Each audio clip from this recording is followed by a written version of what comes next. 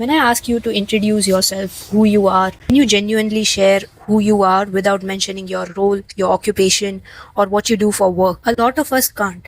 And recently, one thing that I've noticed is that Elon Musk has been sharing this one phrase everywhere that work will be optional.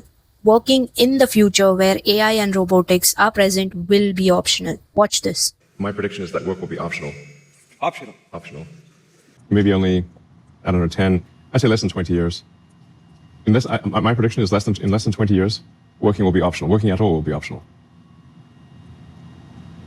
Like a hobby. What if AI genuinely gets way better than humans? It might not be as far as we think it is, because sure, there are so many hurdles out there, but it's a very real possibility that in future humans will be obsolete in terms of physical labor, intellectual labor. That poses a huge concern. Even though we come up with systems like universal basic income, we still would need to figure out a way to find a purpose to live a life. Numerous philosophers have said this over and over again that pain gives purpose to human life.